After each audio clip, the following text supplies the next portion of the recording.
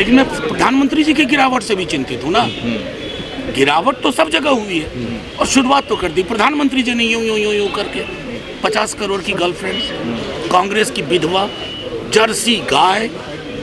अगर मैं लिखने बैठूं ना 200-250 तो प्रधानमंत्री जी के कोटे में आएगा। कि लग रहा है कि जैसे अंग्रेज लोग आके कब्जा किया था ना भारत पे, वैसे लग रहा है कि संघीज ये कब्जा कर लिया है इंडियन रिपब्लिक पे और कॉन्स्टिट्यूशन पे। क्योंकि कॉन्स्टिट्यूशन सबसे पहले आईपीसी इनके मनुवाद के ऊपर सबसे पहला ब्लो था, जिसमें कानून के नज़र में एक माना गया था सबको, एक ही अपराध के लिए सबको एक तरह की सज़ा। संविधान दूसरा ब्लो था। तो इसलिए चाहते हैं कि नेस्तनाबूद कर दे। आप लोग यूनिवर्सिटी आते हैं, देखते नहीं रितु सिंह का मसला है, मेरा घर मेरा कॉलेज और दौलत राम कॉलेज 500 मीटर पर है, 2 कानून वहीं चल रहे हैं विश्वविद्यालय में। तो ये तो खुला एक वैचारिक युद्ध है, इसमें पीछे हटने की बात नहीं है। बाबा साहब ने तो समराइज कर दिया है कि भाई ब्राह्मणवाद और बौद्धवाद की लड़ाई है, ये सिंगौल और अशोक स्तंभ के बीच की लड़ाई है, ये मनुस्मृति और संविधान के बीच की लड़ाई है। तो ये तो लड़ाई लड़नी ही पड़ेगी, जो डरेगा बचेगा कोई नहीं। लेकिन सर बीजेपी अब मिक्री को लेकर घेर रही है विपक्ष को। अब उनके पास कोई मुद्दा ही नहीं है, उनके पास मुद्दा ही नहीं है। जितने अमर्यादित तरीके से बीजेपी के सांसद और लीडर्स व्यवहार करते हैं, चाहे चुनाव मैदान के दौरान हो, चुनाव प्रचार के दौरान हो, चाहे संसद के अंदर। रमेश बुद्धिपुरी ने क्या कहा था याद है ना सब। वो उनके पास मुद्दा ही नहीं है। अब तो विपक्ष को चाहिए, मैं तो बार बार कह रहा हूँ, आज मैं कह भी रहा था, मनोज जी बगल में बैठे हुए थे, कि अब विपक्ष को भारत पूरे अखिल भारतीय आंदोलन चलाओ इनके खिलाफ, ईवीएम के खिलाफ, इनके नीति के खिलाफ। अब पूरा भारत बंद करो, इसको आह्वान करो, कॉल दो कि पूरा भारत बंद करो, एकदम चलो लड़ो इनसे सड़क पे। हर तरीके से छल कपट प्रपंच षड्यंत्र, वो हर तरीके से हर जगह चल रहा है।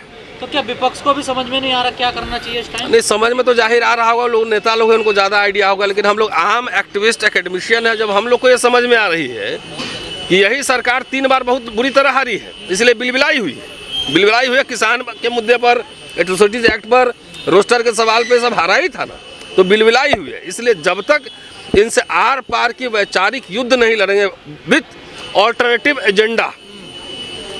एजेंडा जब तक नहीं लड़ेंगे तब तक इनसे मुक्ति नहीं है। अगर 24 में रिपीट करके देखिए, अब सवाल हमारी नौकरी का सिर्फ नहीं है, सवाल सिर्फ लक्ष्मण रितु सिंह का नहीं है, सवाल प्रमोशन का नहीं है, सवाल छुट्टी का नहीं है, सवाल है कि आ गया तो कोई नहीं बचेगा। आप पता लगा कि अभी तो सांसद लोग सस्पेंड किए जा रहे हैं, उसके बाद सांसद लोग को वहीं पता लगा कि मार्शल पिटाई शुरू कर दिया है।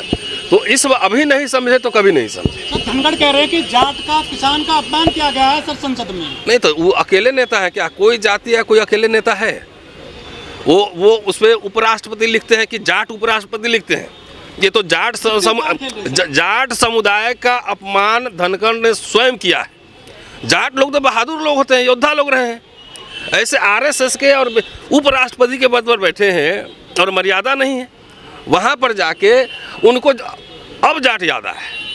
ये वहाँ पे जाके आरएसएस बीजेपी के स्टूज की तरह है ना, वो चेयरमैन पर्सन की तरह नहीं, स्टूज की तरह वहाँ पे बात कर रहे हैं। राहुल गांधी वीडियो बनाते हैं मिमिक्री का, तो ठीक तो कर रहे हैं, मिमिक्री पूरा संसद को मिमिक्री बना दिया है। चूमे थे जाके संसद भवन को, अब पता लगा कि संसद ही बदल दिए। अडवाणी जी को पाँव छुए थे, पता लगा मार्गदर्शक मंडल में भेज दिए।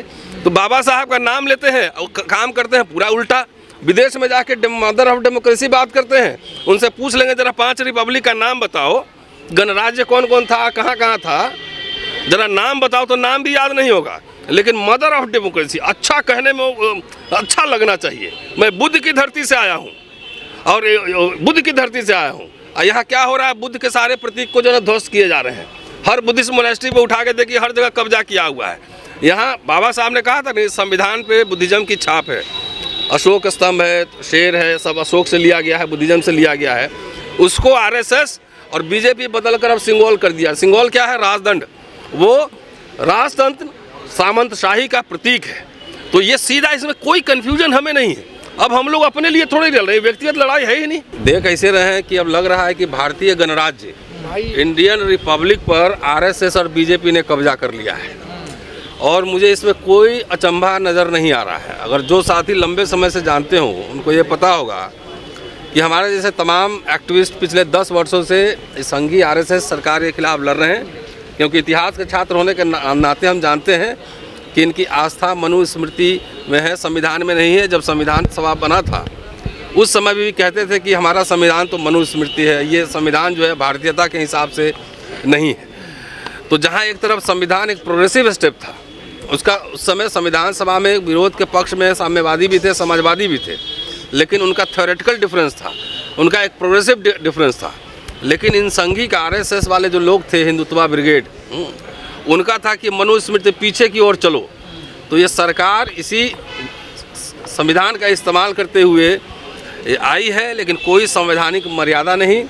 जो भी यूनिवर्सिटी में चाहे संसद में, तो मैं आज तो यही कह रहा था ना कि जब सांसद ही सुरक्षित नहीं है तो अब सांसद लोग अब डरो नहीं, लड़ो, सड़क पे चलो, ये चलो, नहीं तो बचोगे नहीं कोई। तो ये समझ लीजिए कि लग रहा है कि जैसे अंग्रेज लोग आके कब्जा किया था ना भारत पे, वैसे लग रहा है कि संघीज ये कब्जा